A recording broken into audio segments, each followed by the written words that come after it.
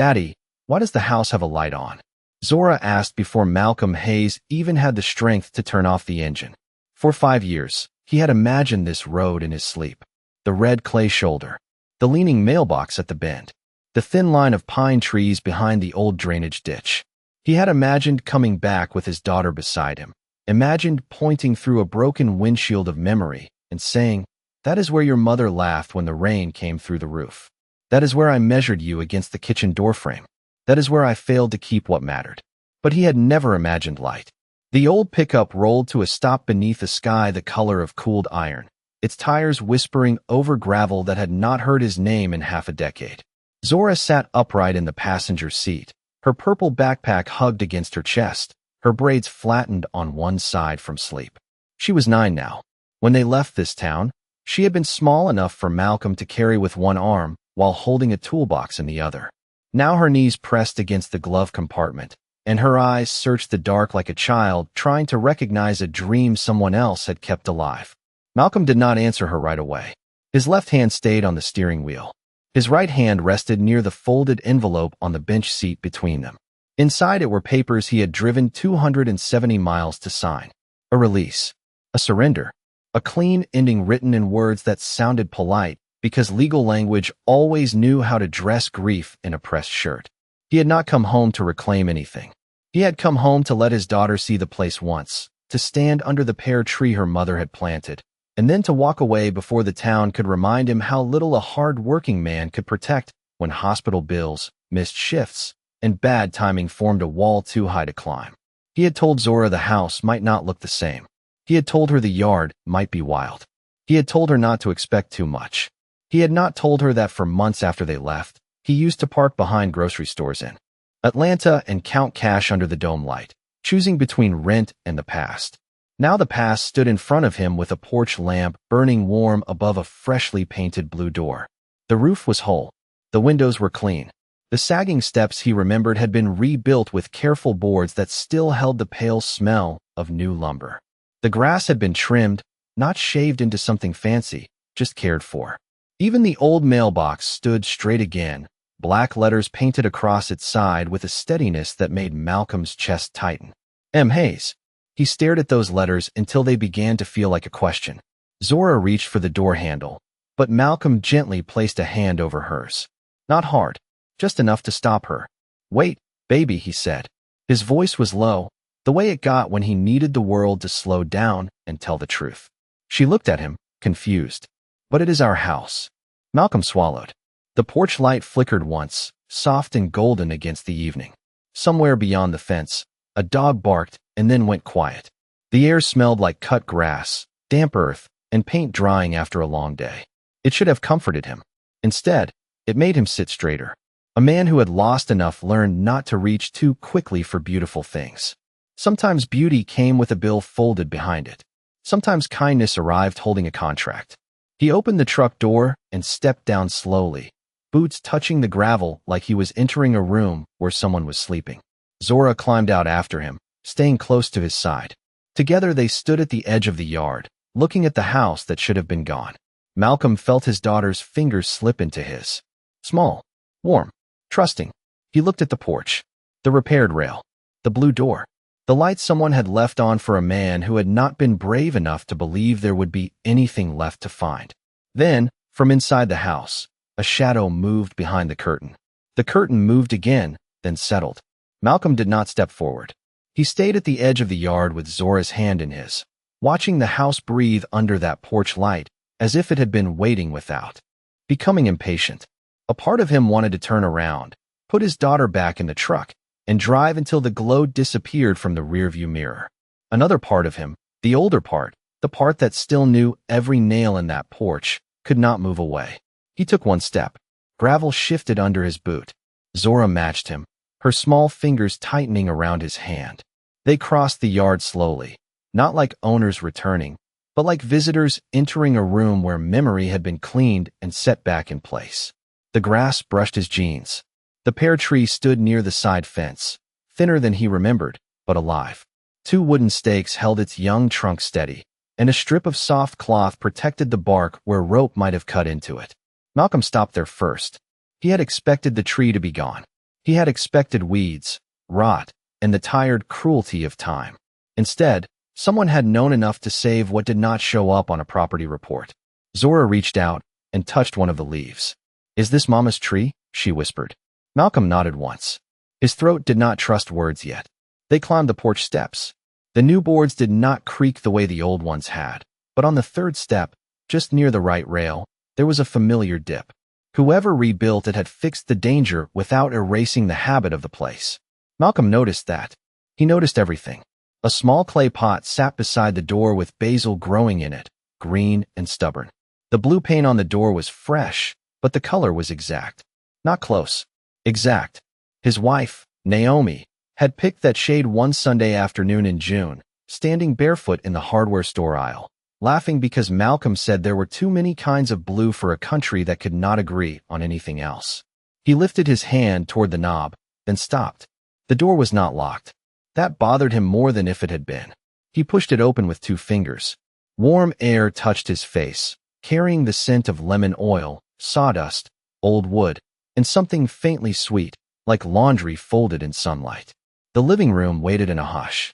The walls had been repaired, but not made unfamiliar. The old floorboards were sanded and sealed, their scars still visible beneath the shine.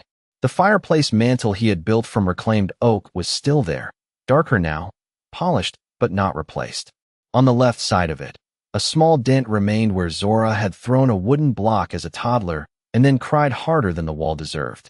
Malcolm stared at that dent. A decorator would have removed it. A buyer would have called it damage. Someone had chosen to let it stay. Zora slipped past him, her sneakers making soft sounds across the floor. "Daddy," she said, but it came out almost too quiet to hear. She was standing at the kitchen doorway. Malcolm walked to her. There, along the inside frame, were the pencil marks. Zora, age 2. Zora, age 3. A crooked line from the morning she had refused to stand still unless her mother sang to her. The wood around the marks had been cleaned by careful hands, but the marks themselves remained untouched, protected beneath a clear coat that caught the light. Zora lifted her fingers and hovered over them without pressing. "She did not erase me," she said. Malcolm closed his eyes for 1 second. Only one, long enough to keep himself steady. When he opened them, he saw the kitchen table. His table, the one he had built after double shifts, back when money was short, but hope still knew how to stretch. One leg had always wobbled. Now it stood firm, repaired with a clean brace underneath, the old scratches left across the top like handwriting. On the windowsill sat a folded dish towel with a faded yellow stripe. It was not theirs, but it looked like something that understood them. Zora walked from room to room in slow wonder, touching nothing too hard, as if the house might wake up and vanish.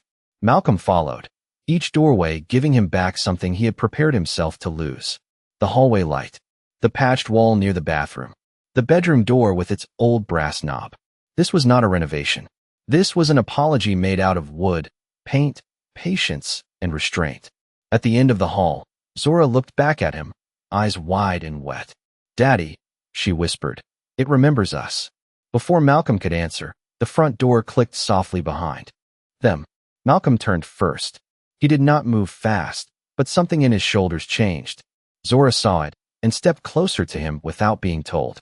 The woman standing by the front door did not come any farther in. She stayed with one hand still resting near the knob, as if she understood that entering a house was not the same thing as belonging inside it. She was white, somewhere in her 30s, dressed in dark jeans, a plain ivory blouse with the sleeves rolled to her elbows, and work boots with dust around the soles. Her hair was pulled back in a loose knot, the kind made by someone who had stopped caring whether it looked perfect hours ago. There was dried paint near her wrist. A thin gold watch caught the hallway light, but everything else about her looked tired in a way money could not hide. Her face was calm, almost carefully calm, yet her eyes moved once to the pencil marks beside Zora, then back to Malcolm with a softness she seemed to be holding back. "Mr. Hayes," she said. Her voice was quiet, not sweet, not dramatic, just measured, like someone trying not to step on broken glass. "My name is Evelyn Hartwell." Malcolm looked at her for a long second. The name meant something. He had seen it printed on the notice folded in his glove compartment, beneath the logo of Hartwell Urban Renewal. He had seen it on a website once while sitting in a laundromat at midnight, scrolling through his phone while Zora slept against his coat. There had been a photograph of her in a navy blazer, standing beside a model of a riverfront development, smiling the clean smile of people who knew which rooms they were allowed to enter. This woman looked like the same person after the room had emptied and the lights had become too honest. "You own this property now?" Malcolm asked. He did not raise his voice. That made the question heavier. Evelyn took the weight of it without looking away. "My company acquired the parcel 2 years ago." Zora's hand tightened around Malcolm's fingers. "Parcel." The word landed cold in the hallway. Malcolm had worked on roofs in July heat and undercrawl spaces in January damp. He knew what men called a thing when they wanted to stop seeing the people attached to it. A home became a parcel. A street became an asset. A porch became frontage. He glanced toward the kitchen doorway, toward the marks on the frame, then back at her. "That is not what I asked." Evelyn lowered her eyes for a moment. Not in surrender. In recognition. "Yes," she said. "On paper, my company owns it." The old house held still around them. Somewhere in the kitchen, the refrigerator hummed softly. Unfamiliar but domestic, as if ordinary life had dared to return without permission. Malcolm nodded once, slow. "Then why is my name on the mailbox?" Evelyn breathed in. The air seemed to take time moving through her. "Because it should have been." Zora looked between them. Too young to understand contracts. Old enough to understand when adults were standing near a truth. Malcolm released her hand gently and stepped half a foot forward, placing himself between his daughter and the woman without making it look like a wall. "Miss Hartwell," he said, and the politeness in his voice had edges. "I drove here to sign away what was left. I did not come for a surprise. I did not come for a camera. I did not come to be part of somebody's good deed."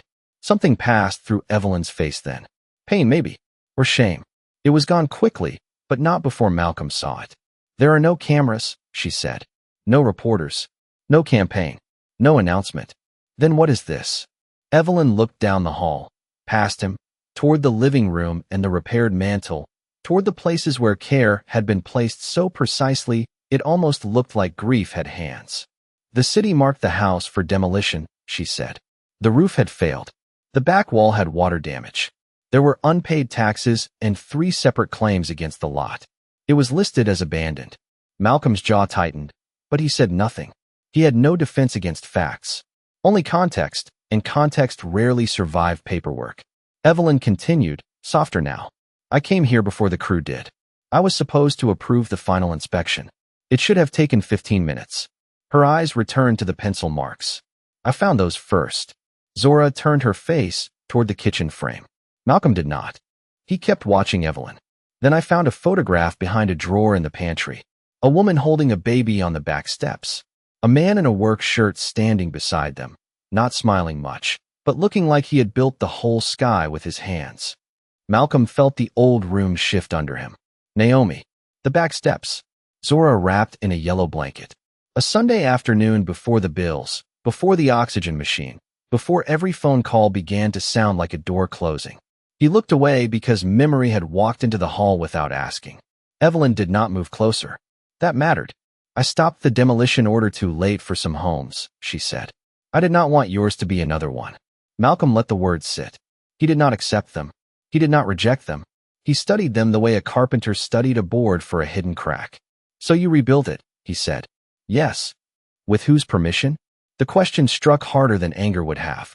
Evelyn folded her hands in front of her, fingers tense, nails clean except for one line of white paint near the thumb. "Not yours," she said. "And I know that matters." Zora looked up at her then, surprised by the answer. Many adults defended themselves when caught standing in the wrong place. Evelyn did not. Malcolm noticed that too, though he gave her nothing for it. "I could not find you," she said. "The forwarding address was old. The phone number did not work. Miss Laverne Brooks next door told me you had moved to Atlanta, but she did not know where. I made a choice anyway. A choice that made you feel better." Evelyn took that quietly. Her eyes shone, but her voice did not break. At first, maybe. The honesty entered the room like a small flame. Not enough to warm it. Enough to see by. "And now?" Malcolm asked. Evelyn looked at Zora, then quickly back to him, careful not to claim the child's sadness as her own. "Now I think I was trying to fix a house because I did not know how to face what my work had taken from people." Outside, Wind brushed against the porch rail. Inside, Malcolm stood very still. He had expected excuses. He had expected a polished speech. He had not expected a woman powerful enough to buy his past to stand in front of him and admit she did not know what to do with it. That did not make her innocent. It made the room more complicated. Zora stepped closer to the kitchen doorway and touched the protected pencil marks with one finger. "Did you save my room too?" she asked. Evelyn's face changed, not into a smile, but into something gentler and sadder. "I tried," she said. Malcolm turned toward his daughter, then back to Evelyn. The envelope in his truck suddenly felt far away, like it belonged to a man who had not yet opened this door. Evelyn reached slowly into the pocket of her jeans and took out a ring with 2 keys on it. She held them in her open palm, not offering them forward, not forcing him to take them. "I am not asking you to trust me tonight," she said. "I am asking you to know the door works." Malcolm looked at the keys, then at the woman, then at the house that remembered his child. And for the first time since he had parked outside, he did not know which part of him was trying hardest not to tremble. Malcolm did not take the keys. Not yet. He looked at them resting in Evelyn's palm, 2 small pieces of cut metal catching the hallway light, and he felt the old instinct rise in him like a hand against his chest. Do not reach too quickly. Do not let need make decisions for you. Do not teach your child that every open door is safe just because it is open. Zora looked from the keys to her father, and a crease formed between her eyebrows. She wanted him to smile. He could feel it. Children who had moved too many times learned to study adult faces for weather. They knew when hope was allowed and when it had to be folded back into the suitcase. Malcolm hated that his daughter had learned that language from him, but love did not always give a man better choices. Sometimes it only made him slower with the bad ones. "Miss Hartwell," he said, "before I touch those keys, I need papers." Evelyn nodded once, almost as if she had been waiting for him to say it. "I brought everything I have." "Not everything you have," Malcolm said. "Everything that matters." The words settled between them. Evelyn lowered her hand, closed her fingers around the keys, and reached into the leather satchel near the doorway. It was not a large bag, but it looked expensive in the quiet way expensive things did when they did not need to announce themselves. She pulled out a thick folder and held it against her chest for a moment before offering it to him. Malcolm did not miss the hesitation. He took the folder, walked to the kitchen table, and set it down like a board that needed measuring. Zora followed him, but he touched the back of a chair. "Sit here, baby." She obeyed, though her eyes kept drifting toward the hallway, toward the room Evelyn had said she tried to save. Malcolm opened the folder.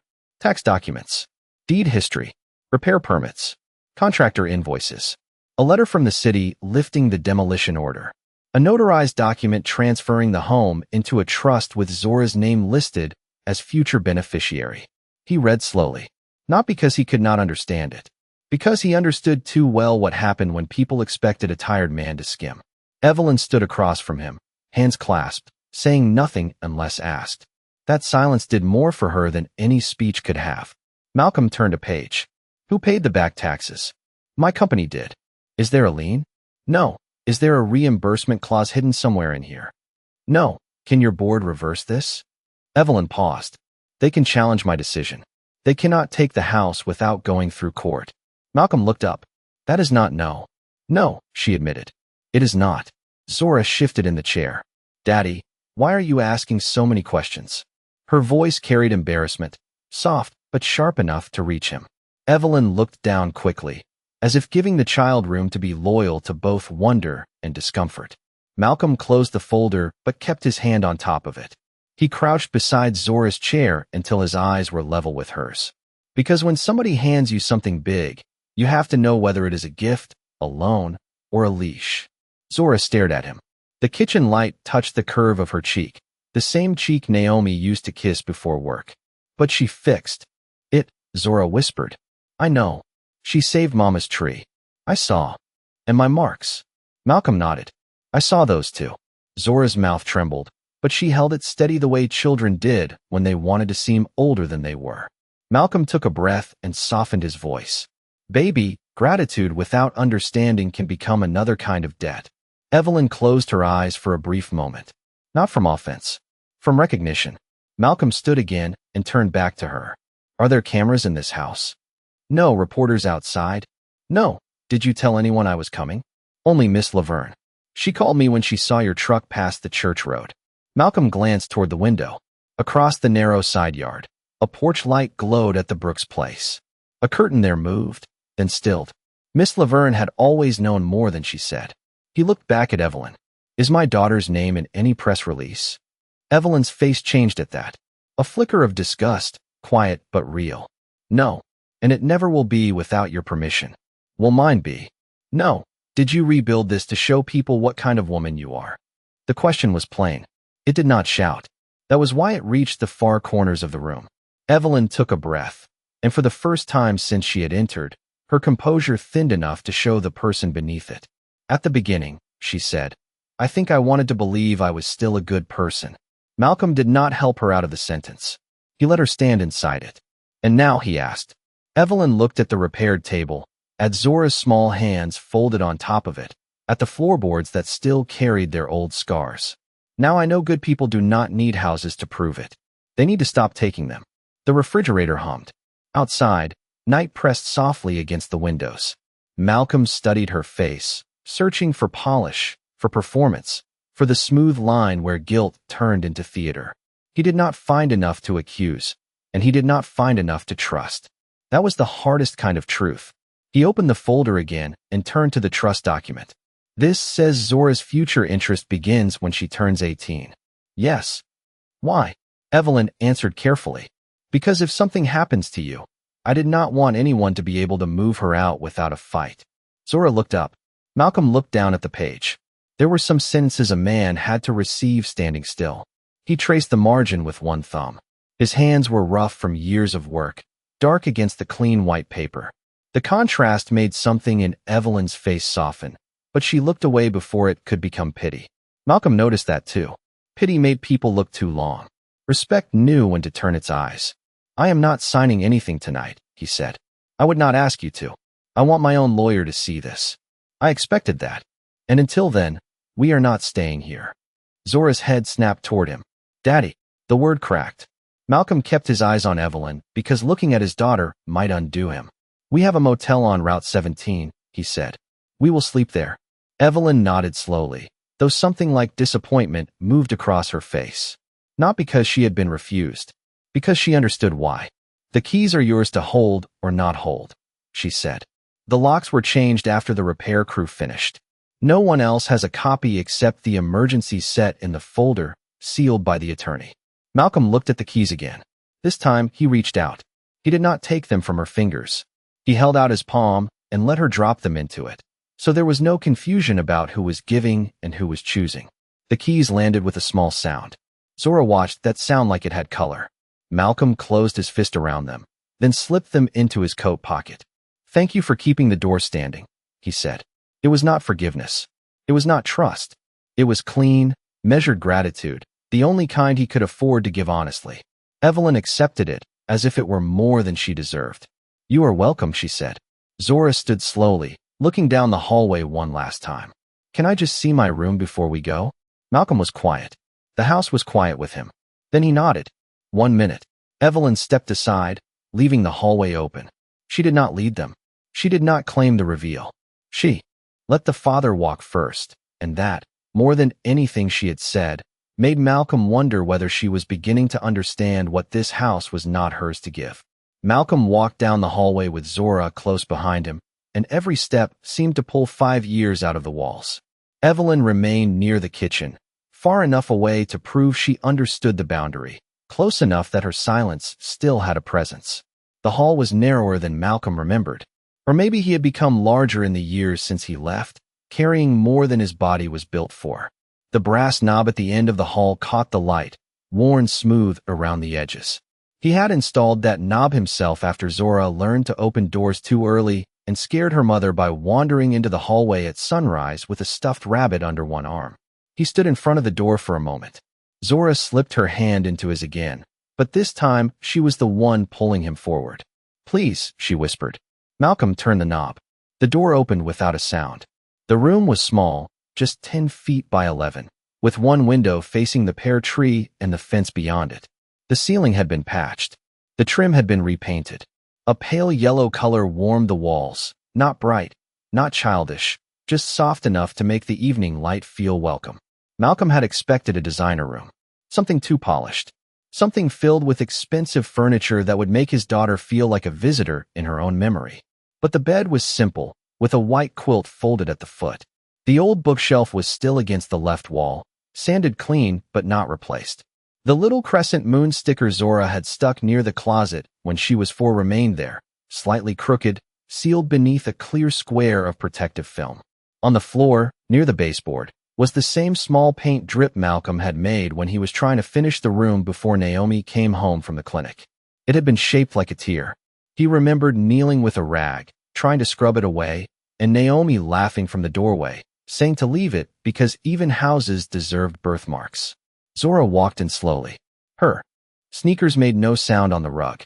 She did not touch the bed. She did not run to the shelf. She went straight to the window, where the pear tree stood in the dim yard with its 2 careful stakes. I used to see it from here, she asked. Malcolm nodded. Your mama said it would grow with you. Zora pressed one finger to the glass. It got taller without me. Malcolm felt the sentence land somewhere deep and private. So did you, he said. She turned then and saw the small tin box on the bookshelf. It was blue with faded stars, dented near the corner, the kind of thing no contractor would have kept unless someone had told him it mattered. Zora looked back at her father for permission. Malcolm nodded once. She lifted the box with both hands and sat on the edge of the bed, careful, as if she were holding a bird. The lid stuck at first. Malcolm almost stepped forward to help, but she opened it herself. Inside were 3 things: a pink plastic bracelet, a dried leaf pressed between wax paper, and a photograph sealed in clear plastic. Zora stopped breathing for a second. Malcolm saw the picture from where he stood, and the room tilted quietly around him. Naomi sat on the back steps, wearing a green sweater, holding baby Zora against her chest. Her smile was tired and bright at the same time. Malcolm stood behind them in the photograph, one hand on the porch rail, his work shirt stained at the shoulder, his eyes looking not at the camera, but at his family. The photo had been water-damaged once. The corner was blurred, and a pale stain ran across the sky behind them. Someone had dried it, flattened it, protected it. Someone had decided a damaged memory was still worth saving. Zora touched her mother's face through the plastic. Who found this? She asked. Malcolm did not answer. He turned toward the doorway. Evelyn stood there now, not inside the room, only at the threshold. Her arms were folded loosely in front of her, not defensively, more like she was holding herself still. It was behind the bottom drawer in the pantry, she said. I almost missed it. Zora looked at her with wet eyes. You saved my mama. Evelyn's face changed with such quiet pain that Malcolm knew. The words had reached somewhere she did not show in boardrooms. No, sweetheart, she said gently. I saved a picture. Your father and your mother saved the life inside it. Malcolm looked down. That answer mattered. It did not steal. It did not decorate itself. It put the truth back where it belonged. Zora held the photograph against her chest and began to cry without noise. Malcolm sat beside her on the bed and wrapped one arm around her shoulders. He did not tell her not to cry. He did not tell her to be strong. Strength had already asked enough from that child. Evelyn looked away toward the hall, giving them the dignity of not being watched too closely. Outside, headlights passed slowly on the road. Then another set, and Malcolm realized neighbors had begun to notice the old Hayes house glowing again with people inside it. The town seemed to be holding its breath outside those clean windows, unsure whether this was mercy, guilt, or another kind of power wearing a softer face. Zora leaned against her father, small shoulders shaking once, then going still. Malcolm pressed his lips to the top of her head and stared at the pale yellow wall, at the crooked moon, at the room restored not to perfection but to recognition. After a while, Zora whispered, "Can a house miss people?" Malcolm looked at the window, where their reflections stood together over the darkening yard. Behind them, Evelyn remained in the doorway, silent and careful, a woman who had entered their story by touching what grief had left behind. "I do not know," Malcolm said softly. But this one waited. Malcolm did not answer right away because Zora's question had opened something too tender for speech. He sat beside her until her breathing slowed, until the photograph no longer shook in her hands, until the room seemed to understand that nothing more needed to be taken from this child tonight. Then he stood, smoothed one hand over the quilt at the foot of the bed, and looked toward the hallway. Evelyn was still there. She had not crossed the threshold. The difference mattered more than he wanted it to. "We need to go," he said softly. Zora nodded, but she moved like someone leaving a warm room in winter. She placed the tin box back on the shelf, then hesitated and looked at the photograph. Malcolm saw the choice before she made it. "You can take that with you," he said. Her eyes found Evelyn's, asking a question she could not shape. Evelyn gave the smallest nod. "It belongs with you." Zora held the photograph to her chest again. The three of them walked back down the hall in a quiet line, the kind formed not by trust yet, but by the need not to disturb what had finally been found. In the kitchen, Malcolm picked up the folder from the table and tucked it under one arm. The keys were still in his coat pocket, heavy as a promise he had not agreed to keep. He was about to speak when a pair of headlights swept across the front windows, bright and white, cutting through the room like a searchlight. A car door closed outside. Then another. Evelyn's posture changed before anyone knocked. Not fear. Recognition. Malcolm noticed. "You expecting somebody else?" he asked. Evelyn's jaw tightened. "No." The knock came sharp against the front door. 3 taps. Polite enough to deny being rude. Hard enough to claim the house before being invited in. Zora stepped behind Malcolm. He did not tell her to. Evelyn moved toward the door, but Malcolm lifted one hand. "This is my doorway," he said. The sentence was quiet. Evelyn stopped. She looked at him, and for a moment something like respect passed between them without asking permission. Malcolm opened the door. On the porch stood a man in a gray overcoat, silver hair combed neatly back, polished shoes planted on boards Malcolm had not yet decided were his again. Behind him stood a younger man holding a leather folder, and farther down the steps, a woman in a black blazer looked at her phone as if the house were only an address she had been sent to manage. The man smiled without warmth. "Mr. Hayes. Grant Calloway." He held out a hand. Malcolm looked at it, then at his face. After a second, he shook it once because his daughter was watching and because manners were not surrender. Grant's grip was firm in the way men used when they wanted a greeting to feel like a test. "I wish we were meeting under cleaner circumstances," Grant said. "These circumstances are clean enough if you speak plainly." Evelyn came to stand several feet behind Malcolm. Grant's eyes flicked past him to her, and his smile thinned. "Evelyn, I see you got here first. You should not be here," she said. "The board disagrees." The younger man opened his folder. Malcolm did not move from the doorway. The porch light touched one side of his face, leaving the other in shadow, and Zora's small hand held the back of his coat from behind.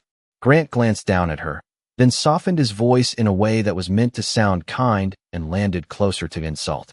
"And this must be the little girl everyone has been making so many decisions around." Malcolm's eyes did not change, but the air did. "Her name is Zora," he said, "and you can speak to me." Grant gave a small laugh, more breath than humor. "Of course. I understand this is emotional. Coming back after all these years and finding the property improved must be overwhelming. But I am sure you also understand that Miss Hartwell's gesture, generous as it was, created complications. Significant ones." "Gesture," Malcolm repeated. "That is an interesting word for a roof over a child's head." Grant's smile stayed in place. "A roof that sits on land connected to a multi-phase redevelopment agreement. The paperwork Miss Hartwell showed you is incomplete without the broader project documents. There are tax matters, zoning matters, investor matters. Frankly, this house was never meant to be restored for occupancy.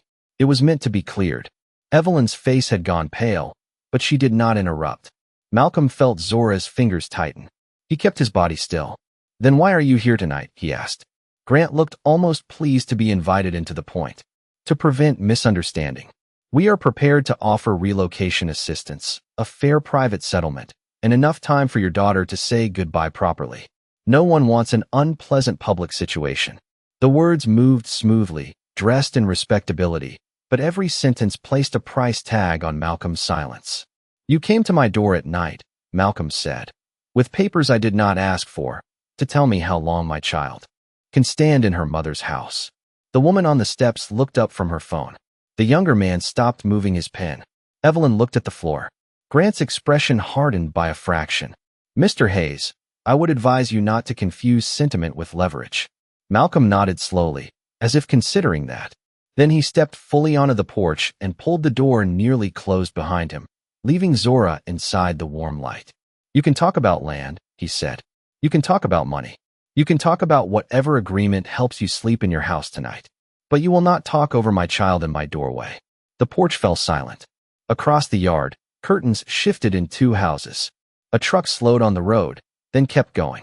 Evelyn watched Malcolm stand there in his old work coat, with no title, no lawyer beside him, no company name behind him, and yet somehow the most solid thing on that porch was his refusal to be made small. Grant adjusted one cuff. This is not over. Malcolm opened the door without turning his back on him. No, he said, but tonight is. Then he stepped inside, closed the door gently, and left the porch light burning. For several seconds after the door closed, no one inside the house spoke.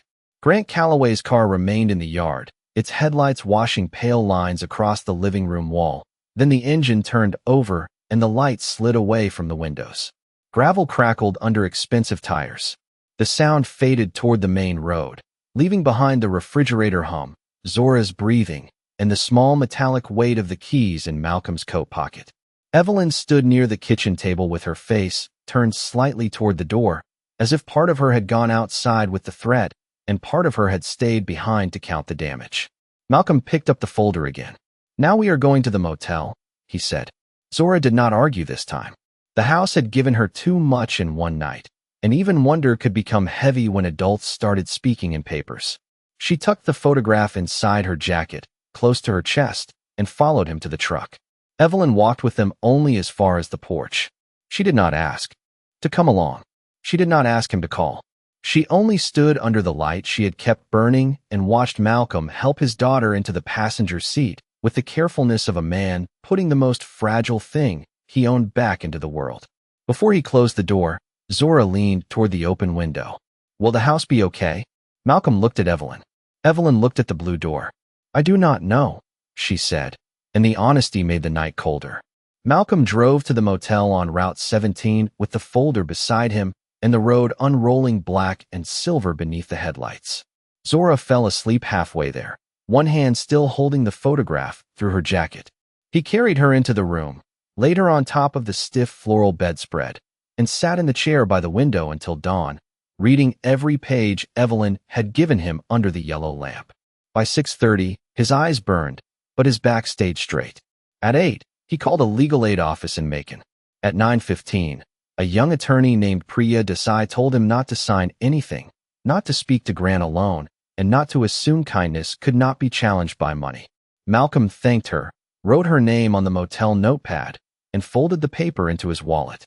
Across town, Evelyn sat at the end of a glass conference table while 5 members of her board treated Malcolm's house like a spill on an expensive rug. The room overlooked downtown Atlanta from the 24th floor, all steel edges and cold morning light. Her name was on the wall in brushed metal. Hartwell Urban Renewal. She had once felt proud seeing it there. That morning, it looked less like a legacy and more like a question she had avoided answering. Grant joined by video, his face smooth on the screen. He spoke of investor confidence, legal exposure, fiduciary duty, zoning timelines, reputational risk. One board member said the situation could be reframed as a charitable housing initiative if Malcolm agreed to a controlled statement. Another suggested a quiet settlement before local media learned enough to make it complicated. Evelyn listened, hands folded, her phone face down beside a coffee she had not touched. When they said Malcolm's name, they said it carefully, as if his dignity were a public relations obstacle that needed a softer label. We can position him as a beneficiary, someone said. Evelyn looked up then. He is not a beneficiary. The room paused. He is a father. No one wrote that down. Grant leaned closer to his camera. Evelyn, emotion is exactly what created this problem. She looked at the screen. No. Emotion stopped me from making one more clean mistake. The words landed badly. She could feel it. Years of trained politeness made everyone sit more still when anger entered the room, wearing good posture. After the meeting, her chief counsel followed her to the elevator and told her the board could vote to suspend her authority over the project if she did not step back. Grant had already requested an emergency review. Reporters were calling. Someone had leaked a version of the story, ugly and polished at the same time. Rich developer secretly restores house for black single father. Evelyn stopped before the elevator doors. She hated the sentence so much she almost felt it physically. It made Malcolm small. It made her generous. It turned Zora's mother, the pencil marks, the pear tree, the whole aching truth of that house into a headline people could consume before lunch. By late afternoon, Evelyn drove back toward the old neighborhood alone.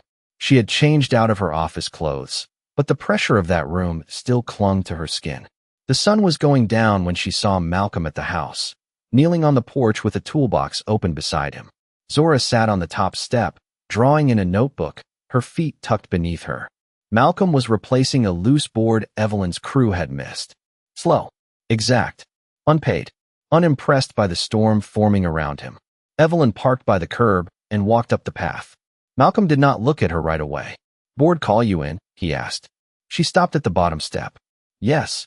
The hammer rested in his hand. "They want you to make me a story." Evelyn looked down. "Some of them do. And you?" She swallowed. "I came to tell you I may have to step back before I make this worse." Malcolm placed the hammer beside him and finally looked at her. There was no cruelty in his face. That made the truth harder to receive. "Doing right only when it stays quiet is not doing right," he said. "It is decorating guilt." Evelyn stood very still. Zora's pencil stopped moving. The evening seemed to gather around that sentence and hold it in place. Evelyn had heard criticism before. She had heard envy, pressure, accusation, negotiation. But this was different. Malcolm had not raised his voice. He had simply put a mirror in her hands and waited to see whether she would look.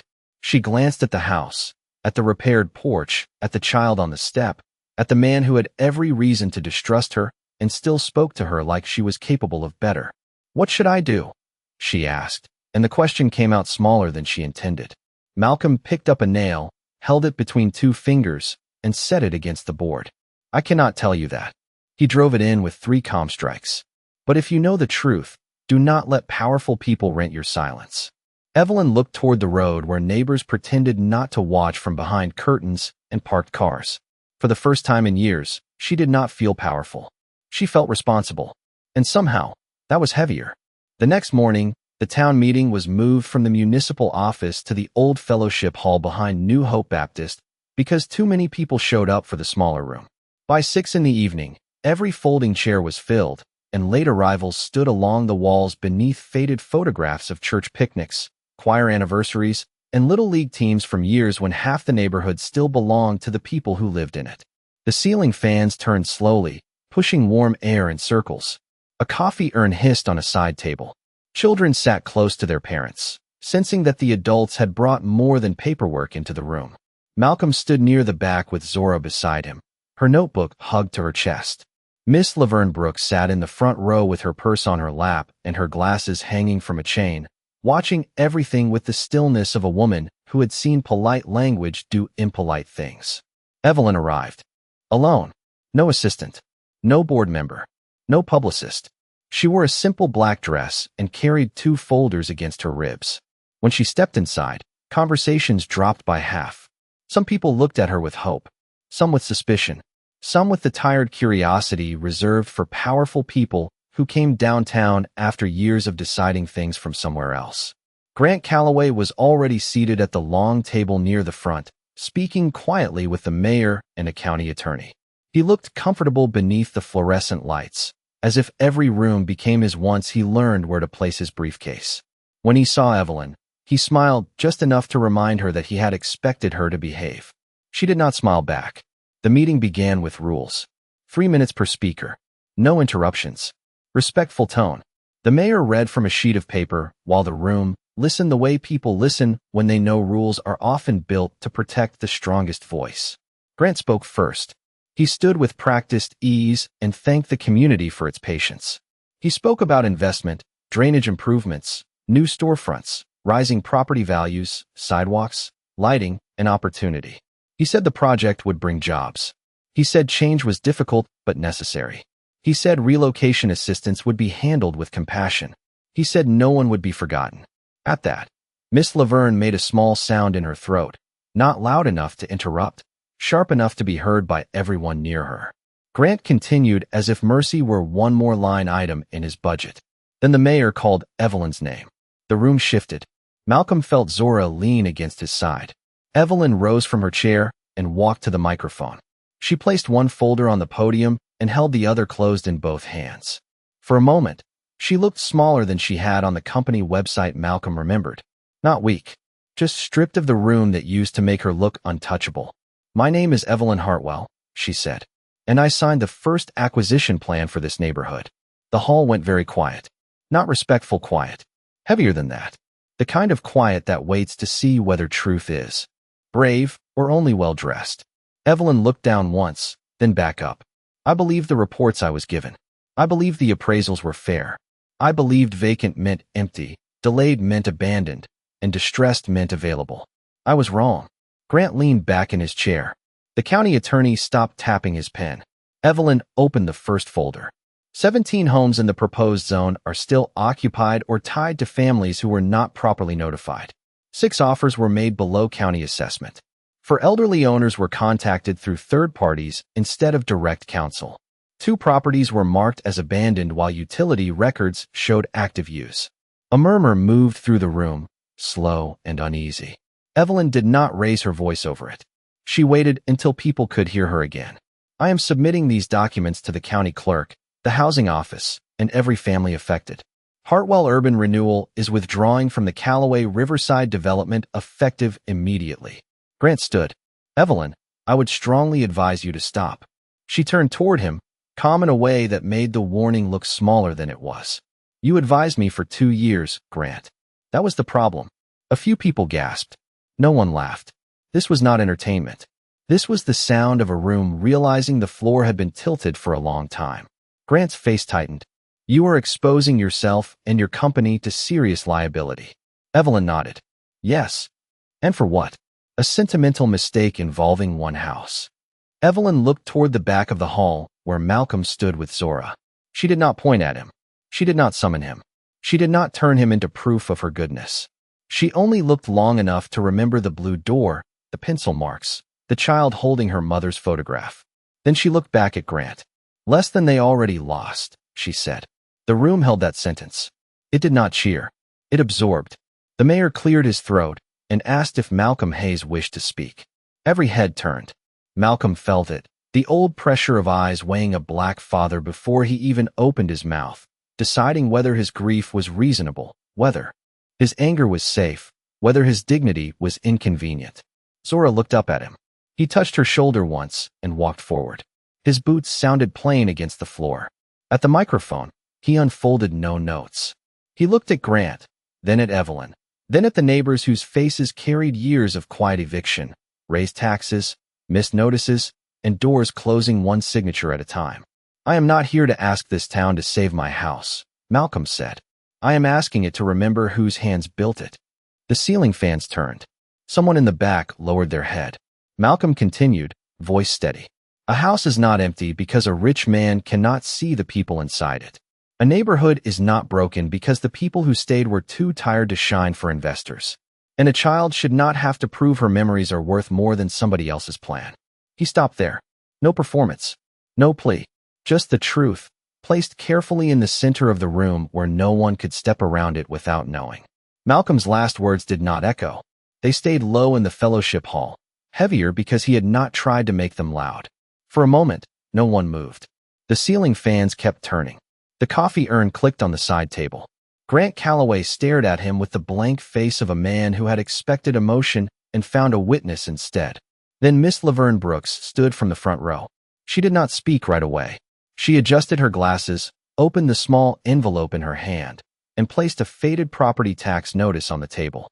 "My husband built our porch in 1978, she said. "Your people offered me less than the price of a used pickup for it." One by one, others rose. A retired mail carrier. A school bus driver. A woman who worked nights at the hospital. A young couple with a baby asleep against the father's shoulder. Their voices were not polished, but they were exact. They named streets, dates, offers, missed notices. Phone calls never returned. The meeting outgrew its agenda without anyone raising their voice. By the end of that night, the mayor had no clean way to bury what had been spoken in public. The county attorney requested a review. Grant left through the side door, while people were still standing in line to speak. Evelyn remained seated near the front with her folders closed, listening to every story she had once allowed to be summarized for her. When the hall finally emptied, Malcolm found her outside beneath the weak yellow light by the church steps. Zora was asleep in the truck, her notebook open on her lap, the photograph of Naomi tucked safely inside. Evelyn looked tired in a way that did not ask to be comforted. "You gave them room," she said. Malcolm looked across the parking lot where neighbors lingered in small circles, not celebrating, not yet, but standing closer than they had before. "They already had voices," he said. "The room just finally got quiet enough." The review took 7 weeks. Not dramatic weeks. Real ones. Phone calls. Legal forms. Long waits. Zora doing homework at motel desks, and, later, at the restored kitchen table when Malcolm's attorney told him they could safely stay while the case moved forward. Evelyn's board suspended her from the project, then watched public pressure make silence more expensive than truth. Grant's development agreement was frozen, then dismantled piece by piece under county scrutiny. Some families still had hard choices ahead. Not every loss could be reversed. Malcolm knew better than to call repair the same thing as justice. But 17 homes were removed from the demolition list. Back taxes were reviewed. Predatory offers were exposed. And the Hayes house, once marked abandoned, was recorded in trust with Zora's name protected in ink that no one could pretend not to read. Spring came slowly. The pear tree behind the house gave its first small blossoms, white and fragile against the Georgia sky. Malcolm went back to work, not as a man rescued, but as a man rebuilding with both hands. On Saturdays, he opened the garage and taught neighborhood teenagers how to patch drywall, sand a railing, replace a hinge, read an invoice before signing it. Evelyn came too. Not every Saturday at first. Then most of them. She brought lumber, nails, permits, coffee, and, more importantly, the habit of asking before helping. She never put her company name on the porch, never called a photographer, never stood in front when others needed to be seen. Sometimes she sat on the back steps with Zora while Malcolm measured boards, listening as the little girl talked about school, her mother's photograph, and the pear tree that had gotten taller without her. One evening, near sunset, Zora painted a small wooden sign at the kitchen table. Her letters were uneven, careful, alive. "The light stays on." Malcolm carried it to the front porch and held it against the rail while she stepped back to decide if it was straight. Evelyn stood in the yard with a paper bag of hardware in one hand and 3 cups of black coffee balanced in a cardboard tray. The porch light blinked above them, warm against the coming dark. "It looks lived in," Evelyn said. Malcolm looked through the window at Zora laughing at her crooked sign, at the table he had built, at the pencil marks still guarded on the kitchen frame. "That is the point," he said. "No one called it a miracle. A miracle would have made it too easy. This was slower than that. It was a woman learning that guilt could not become goodness until it gave up control. It was a father teaching his daughter that gratitude did not require surrender. It was a house that had almost been erased, standing with its scars visible and its door working. Malcolm did not come home to find someone had saved him. He came home to find someone had finally understood that a home was not valuable because of what the market could take from it, but because of who had been brave enough to keep loving inside it. And if this story made you think of a house, a person, or a quiet kindness you never forgot, share that feeling in the comments, because sometimes the smallest memory is the one that tells us who we still are. Thank you for watching until the end of the video.